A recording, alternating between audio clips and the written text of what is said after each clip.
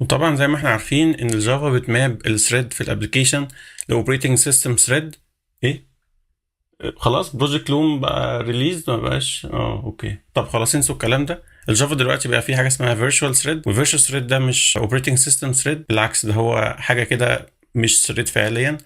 طب بقول لك حاجه، طب تعالى نتكلم بقى في السلام عليكم، انا احمد هاشم، وفي الفيديو بتاع النهارده هنتكلم على الفيرتشوال ثريدز، موضوع جديد شويه في الجافا، وعكس ما الجافا متعودين عليها ان هي الثريد في الجافا بيقابل اوبريتنج سيستم ثريد. دلوقتي بقى في حاجه اسمها فيرتشوال ثريدز موجوده في جافا 21. فعليا هي كانت موجوده في جافا 19 اللي هي فيرجن مش لونج تيرم، اللي هي بتطلع 6 شهور بس عشان يطلعوا فيها البريفيو فيتشر. فالبروجكت لوم كان مطلع الفيرتشوال ثريدز في الجافا 19 كبريفيو فيتشر، والناس جربتها وخلاص دلوقتي بقت ريليزد في جافا 21. ايه بقى موضوع الفيرتشوال ثريدز؟ الفيرتشوال ثريدز هي عباره عن كونسبت هي الجافا عملته في الجافا 21، بيعكس بقى الستاندرد اللي هم كانوا متفقين عليه من قبل كده، ان في الجافا لما تيجي تعمل ثريد جوه الابلكيشن بتاعتك، الجافا بتماب الثريد ده لاوبريتنج سيستم ثريد، وبيبقى عندك ليميتيشنز ان انت لو انت الاوبريتنج سيستم اللي انت شغال عليه عنده مثلا ماكسيمم 1000 ثريد، يبقى انت كابلكيشنز شغال على الاوبريتنج سيستم دي ان توتال ما ينفعش الابلكيشنز دي تعمل كرييت لاكتر من 1000 ثريد. طبعا ده بالنسبه لللينكس او اليونكس، بالنسبه طبعا لويندوز ما كانش فيه الليميتيشن ده. واعرف حد كان عامل جافا ابلكيشن، وكان الجافا ابلكيشن شغاله على ويندوز ببيهيفير، وكان بيبقى فيها مشاكل بيرفورمانس، بس كانت على اللينكس لا، كانت بتيجي عند وقت ما بتقدرش ان هي تشتغل، لان هو كان عامل انباوند ثريدز عمال يعملها كرييشن، واكتشف ان في ليميت رقم واضح في اللينكس او اليونكس سيستم، لما تيجي تعمل ثريدز اكتر من الرقم ده الاوبريتنج سيستم هيقول لك شكرا، لا كده انا مش هينفع اكمل معاك. نتكلم بقى على موضوع الفيرتشوال ثريدز ولا نتكلم الاول على البلاتفورم ثريدز؟ دلوقتي الجافا بقت الفيرتشوال ثريدز اللي هي الجديده، والقديمه اللي هي الثريدز اللي هي عاديه المقابله للاوبريتنج سيستم اسمها بلاتفورم ثريدز. طبعا احنا عارفين ان الثريد اصلا فكرته ان هو الاوبريتنج سيستم بيدي الابلكيشنز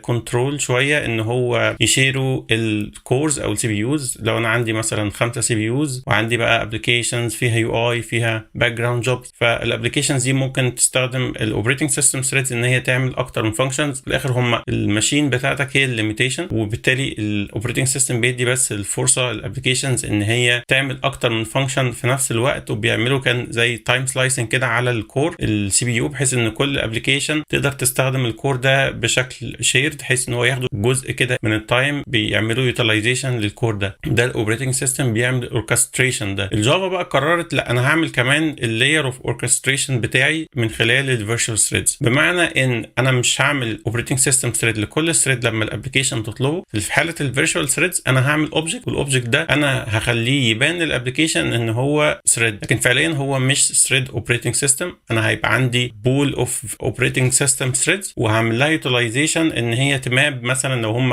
10 اوبريتنج سيستم ثريدز هيعملوا ماب ل 100 او 1000 فيرتشوال ثريد. فعليا الليميتيشن بتاع فيرتشوال ثريدز مش مرتبط قوي بالاوبريتنج سيستم ثريدز، لان هو مرتبط اكتر بالميموري، لان هي في الاخر اوبجكتس بيتعمل لها كريشن. الفيرتشوال ثريدز فيها ليميتيشنز، فيها ليميتيشنز، لان هي مش هتبقى زي الاوبريتنج سيستم ثريد اللي موجوده اوريجينالي في الجافا. ايه هي الليميتيشنز بتاعتها؟ تعالوا نشوف.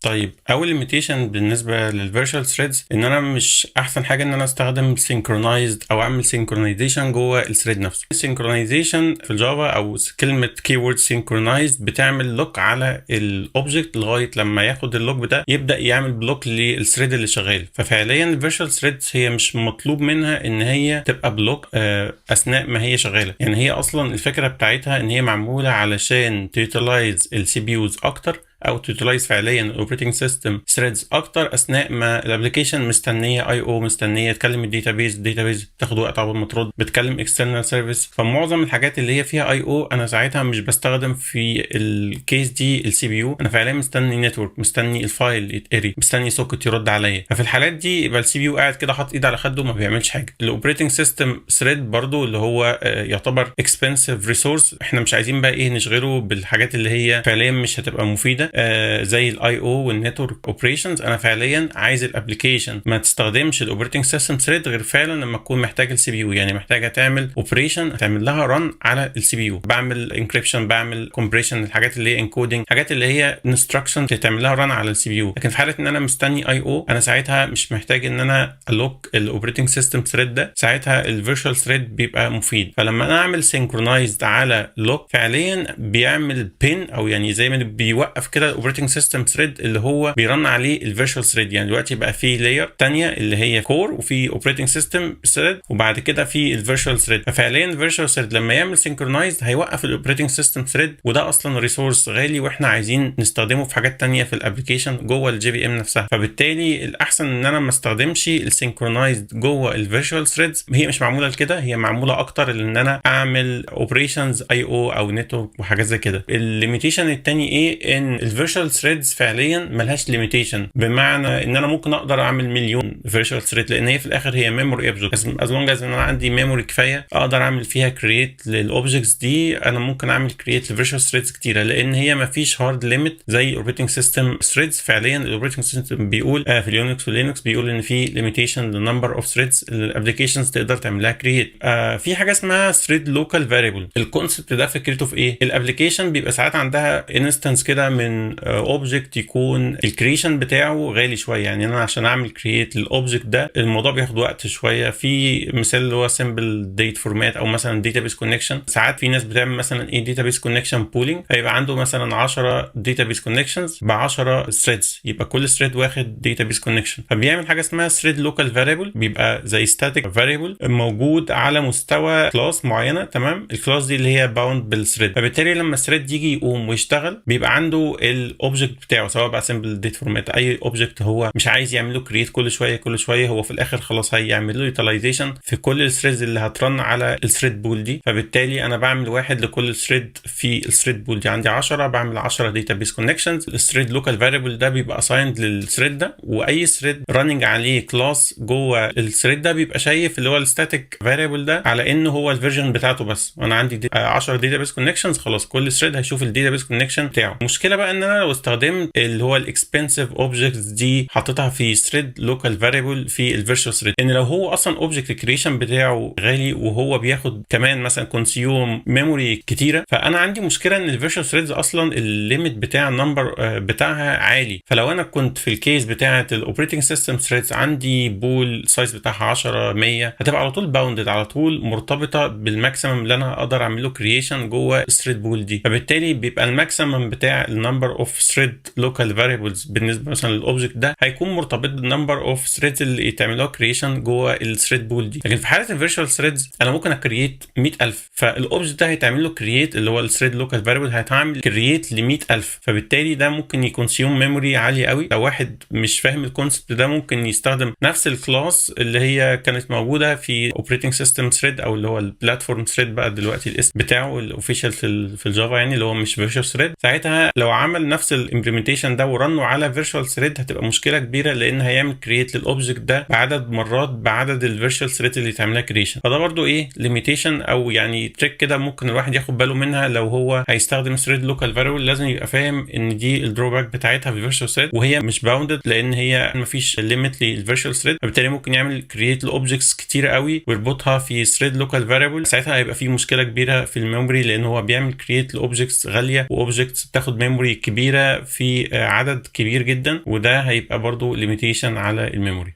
طيب انا بس عشان اتكلمت على الثريد لوكال فاريبل فحبيت بس اوريكم بيبقى شكله عامل ازاي. طبعا انا اتكلمت ان ده هيبقى فيه ليميتيشن في فيرتشوال ثريد، بس خلينا كده نبص هيبقى شكله عامل ازاي. عموما الثريد لوكال فاريبل فكرته ان انا بربط اكسبنسيف ريسورس اوبجكت مش محتاج ان انا اعمل له كريشن كل شويه، بربطه بالثريد. فبالتالي لو انا عندي بول اوف كونكشنز مثلا 10 وعندي ثريد بول ب 10، انا بحط كونكشن على كل ثريد. هو صحيح هو ستاتيك فاريبل، بس فعليا كل ثريد هيشوف الفيرجن بتاعته. هو ده فكره ان الثريد لوكال فاريبل. variable بيتعمل له initialization. زي ده مثلا، ده مثال يعني ان انا مثلا الانت في بدايه الثريد انا باخد الداتابيس كونكشن وبعد كده بعمل له set في الثريد لوكال فاريبل. في حاله الكلين اب لازم اعمل له برده كلين اب، ان انا بعمل له ريموف كده، انا ايه بشيله اثناء مثلا اخر ما يكون الثريد خلص، فانا ساعتها بشيل الثريد لوكال فاريبل ده كده ما يبقاش فيه ريفرنس بيشاور عليه. انا اتكلمت على الليميتيشن بتاع الثريد اللوكال فاريبل او المشكله بتاع الثريد لوكال فاريبل، ان انا لو عامل اوبجكت بيبقى مكلف قوي وفي نفس الوقت الميموري الفوت برنت بتاعته عاليه، يعني الحجم بتاعه في الميموري كبير، ممكن الابلكيشن ترن اوت اوف ميموري لو انا بعمل فيرتشوال ثريدز كتير، لان فعليا هنا الليميت هيبقى الميموري مش هيبقى الاوبريتنج سيستم ثريدز. ده كلاس انا كنت عامله، ده هديمه بس الفيرتشوال ثريد،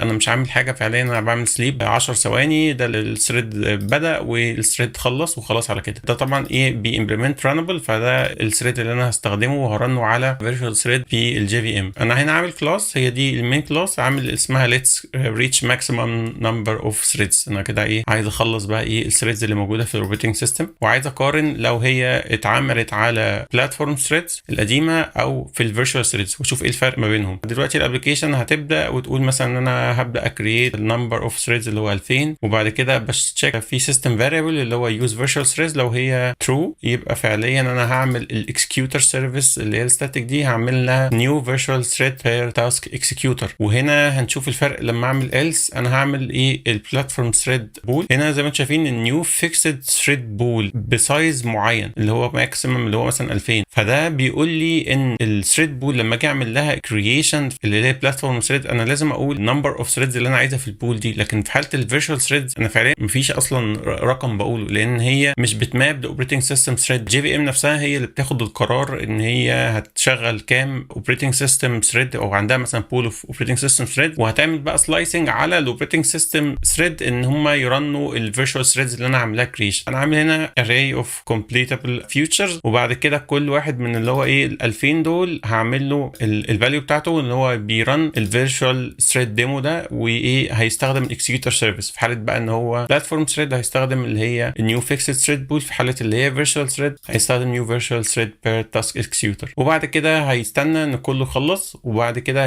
هيجون عليهم كلهم. طبعا في البرودكشن مش محتاج ان انا اعمل جوين على طول من غير تايم اوت، المفروض اعمل جيت وبتايم اوت، لكن بس عشان ده ديمو انا بس مش عامل ده. لكن فعليا انا لازم على طول لما اجي استنى ثريد يبقى فيه اللي هو اكسبليسيت تايم اوت بختاره، وبعد ما بيخلص خلاص كده الابلكيشن فينيشد وبيشت داون الاكسكيوتر سيرفيس. ده كده الكود. تعالوا بقى نرنه. طبعا عشان رن ده انا عايز اوصل للماكسيمم ثريد على الاوبريتنج سيستم. انا ممكن اعمل ده على الاوبريتنج سيستم بتاعي، مثلا اسيت الليميت يبقى قليل شويه. طبعا دي حاجه ريسكي جدا ان انا اعملها، مش هعمل الموضوع ده في الماشين نفسها ولا هعمله في دوكر، لانه دوكر ما عندوش الكيرنل بتاعه وفي الاخر هو هيشير الكيرنل بتاع الماشين. كان الحل اعمل فيرتشوال ماشين. الفيرتشوال ماشين دي هي اللي هتعمل التاسك دي، فانا هرن الابلكيشن دي على فيرتشوال ماشين. انا دلوقتي في فيرتشوال ماشين على يوبونتو لينوكس. لعبت طبعا في حاجه سنسيتيف شويه، ممكن يعني مشكله لو قللتها اكتر من كده، اللي هو بروكسيس كيرنل ثريد ماكسيمم خليتهم ب 2000. طبعا هو الليميت كان اكتر بكتير من كده، حوالي 60000 حاجه زي كده. ده طبعا بيعتمد على الريسورسز بتاع الماشين، فده الماكسيمم نمبر اوف ثريدز اللي ممكن الابلكيشنز كلها اللي راننج على الاوبريتنج سيستم ده تقدر تعمل لها كرييت. فانا نزلت الرقم ده ل 2000 علشان اشوف الفيرتشوال ثريدز هتبقى عامله ازاي مقارنه بالبلاتفورم ثريدز. انا عامل هنا دوكر كومبوز كوماند اس اتش، ده اللي هيرن الابلكيشن، هياخد ده بس بيرن كده في الاول يشوف جوه الرقم قد ايه بتاع اللي هو الماكسيمم ثريدز، عشان اوريكم ان هو يبقى نفسه على الدوكر كونتينر لان هو بيشير نفس الكيرنل بتاع الاوبريتنج سيستم، وبعد كده بيرن الجار بتاع الابلكيشن. طيب الدوكر كومبوز نفسه هو بيستخدم جي دي كي ايمج 21، بيستخدم الكوماند اس اتش اللي انا لسه بمره لكم، بيحط الجار جوه الكونتينر وعنده في فاريبل اسمه virtual threads هو باي ديفولت فولت. انا عامل هنا ايه واحد بترو كومنت كده، ودي limitation resources وذاتس ات خلاص. طيب خلينا كده نرن الابلكيشن دوكر كومبوز. طيب هو دلوقتي رن الابلكيشن بالبلاتفورم ثريدز، وطبعا قاعد يكريت ثريدز ما شاء الله طبعا فين. بس عشان اوريكم في الاول هو بيقول using platform thread عشان الفاريبل بتاع الانفايرمنت فاريبل اللي هو use virtual threads false، ودخل يكريت ال 2000 يا عيني وفشل زي ما انتم شايفين كده ايه ان هو يكمل اكتر من 287. خلاص كده الاوبريتنج فيد علشان unable to create native thread possibly out of memory or process resource limits reached. طبعا انا عامل 2000 2000 علشان اضرب الابلكيشن بدري على طول، ما احتاجش ان انا اعمل بلاتفورم ثريدز كتيره. بلاتفورم ثريدز هم دلوقتي باوندد خلاص، فانا اعمل كلوز دلوقتي، اقفل الابلكيشن، خليني اعمل دوكر كومبوز داون كده، وقعت الابلكيشن. طيب خليني بقى ايه اغير في دوكر كومبوز يعمل فايل ب true. دلوقتي ال virtual threads variable ب true. المفروض ان الابلكيشن لما اعمل لها run دلوقتي هتاخد virtual threads executor service، وبالتالي مش هيبقى فيه limit لل operating system threads. طيب خلينا اب. طبعا ايه الموضوع خد مفيش يعني جزء من الثانيه، طبعا انا مش هعرف اعمل سكرول لكل ده، بس هو خلص ال 2000. طبعا خلص ال 2000 دي معناها ان هو عمل virtual threads، ما عملش operating system threads، لان هو ما وصلش للليميت definitely. كل ثريد عمل اللي هو السليب ب 10 ثواني وخلص. طبعا ده بيقول لنا ان احنا لو الثريد ده فعليا مش هيعمل حاجه سي بي يو انتنسيف، او مش هيعمل حاجه على السي بي يو، هو بس معظم الوقت هيعمل نتورك اوبريشنز او هيعمل اي او اوبريشنز او هيقرا من الديسك والحاجات اللي هي بيبقاش فيها يوتيلايزيشن خالص للسي بي يو، يبقى استخدم الفيرتشوال ثريد. الفيرتشوال ثريد في حد ذاته ما ينفعش استخدمه في الانتنسيف سي بي يو اوبريشنز. ليه؟ لان انتنسيف سي بي يو اوبريشنز المفروض هترن على اوبريتنج سيستم. فلو انا عندي سي 1000 مثلا اوبريتنج سيستم، خلاص انا باوندد بال1000 دول. حتى لو انا عملت كرييت لمليون فيرتشوال ثريد، كلهم هيبقوا مستنيين ان الاوبريتنج سيستم ثريد يخلص علشان ابدا انا اخد الوقت بتاعي في الفيرتشوال ثريد. فهم مليون بس هم 1000 بس اللي هيبقوا راننج في نفس الوقت. فالفيرتشوال ثريد زي ما انتم شايفين هو لايت ويت، هو مش معمول ان هو يبقى حاجه اون جوينج، زي مثلا ان هو ثريد بيعمل حاجات كتير قوي والستاك بتاعه عمال يزيد، لان هو كونسيوم ميموري اكتر لو انا بعمل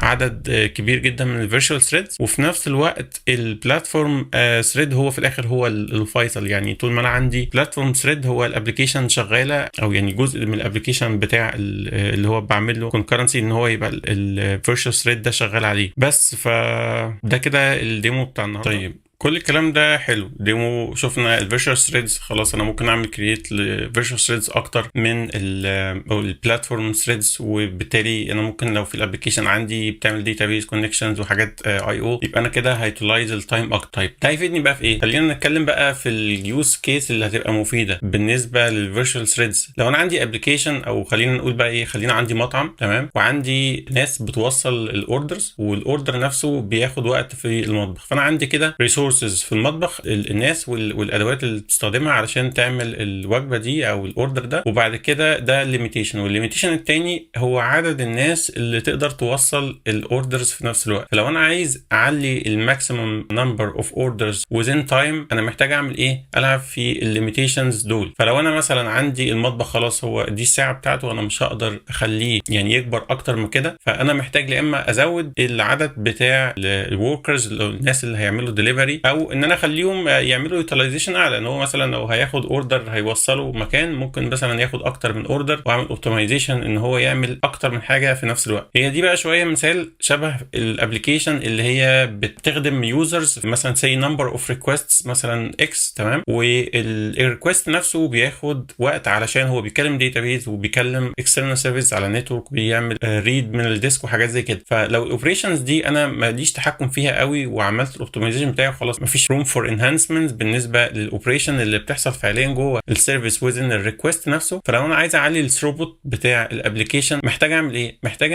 ازود ان انا اللي هو نمبر اوف وركرز او نمبر اوف كورز مثلا اللي هيترن عليها الريكوست. طب انا دلوقتي الكور هيبقى ايدل لو انا عندي مثلا 1000 ريكوست، وهم معظم الوقت اللي هم البلاتفورم مثلا ثريدز، لو انا عندي 1000 بلاتفورم ثريدز، ومعظم الوقت هم بيكلموا نتورك، بيكلموا داتابيز، ومستنيين الابلكيشن او نتورك دي ترد عليهم. فساعتها الكور بتاعي اللي هو السي بي يوز هم ايدل، او البلاتفورم ثريدز برضو ايدل. فالحل بقى هنا الفيرتشوال ثريدز. لو انا مثلا عندي ابلكيشن بتستخدم ثريد بول عشان تسيرف ريكوست، اللي هو انا بعمل ريكوست بقابله بثريد، في ثريد هو اللي بيخدم الريكوست ده. لما يجي ريكوست مثلا كرييت يوزر ما اعرفش كرييت اوردر او وات ايفر، انا ساعتها بقوم ثريد، والثريد بياخد الريسبونسبيلتي بتاعت ان هو يرد بالريسبونس على الريكوست ده. فانا في حاله الفيرتشوال ثريدز انا هقدر ازود الثروبوت بتاع الابلكيشن، ان انا فعليا هزود النمبر اوف وركرز، هزود نمبر اوف ثريدز. ليه؟ لان انا الابلكيشن بتاعتي الكيس بتاعتي هي فعليا مش سي بي يو انتنسيف، هي الابلكيشن بتاعتي معظم الوقت بتقضيه في البروسيسنج بتاع ريكوست، ان هي بتعمل داتابيز، بتعمل اي او. فبالتالي انا عندي روم ان انا ممكن ازود الثريدز من خلال ان انا استخدم فيرتشوال ثريد بول، مش هستخدم اللي هو البلاتفورم ثريد بول. وساعتها هقدر اعلي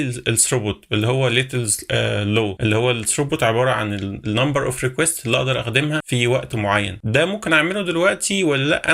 انا حاليا ما لقيتش حد بيعمل اوفررايد مثلا في سبرينج بوت مثلا اللي هو الديفولت التوم كات مثلا الامبيدد، هو الديفولت الثريد بول، علشان هي دي اللي تخدم الريكوست. نرجع بقى ايه للموضوع بتاع اللي هو الليميتيشنز بتاعه الفيرتشوال ثريدز، موضوع اللي هو ان انا ما استخدمش سينكرونايز عشان ما اعملش بين للاوبريتنج سيستم ثريد. وده هيكون نتيجته ان انا فعلا كده ما استفدتش اي حاجه من فيرتشوال ثريدز، انا كده مربوط بعدد البلاتفورم ثريدز الموجوده. والحاجه الثانيه ان هي استخدام الثريد لوكال فاريبل. انا محتاج ابص على الموضوع ده تاني، ومحتاج نشوف مثلا لما نجربه هل مثلا الامبلمنتيشن بتاع الريكوست هاندلنج في سبرينج بوت او اي بلاتفورم تانية، حتى لو احنا عملنا اور اون امبلمنتيشن مثلا او عملنا حاجه مثلا على نيتي او كده مش لازم تومكات، نشوف ساعتها النمبر اوف ريكويستس هيبقى عامل ازاي، وهنشوف اذا كان الليميتيشنز بتاعه الثريد لوكال فاريبل او الموضوع اللي هو السينكرونايزيشن على لوكس معينه هيأثر، هل في حاجه فعليا بتستخدم انترنالي ساعتها ممكن تهيت الليميتيشنز دي ولا لا. يمكن ده موضوع بقى فيديو تاني، ممكن نحاول نوصل للمعلومه دي، وان شاء الله نعمل فيديو تاني على الجزء ده لما نلاقي فيه حاجه ممكن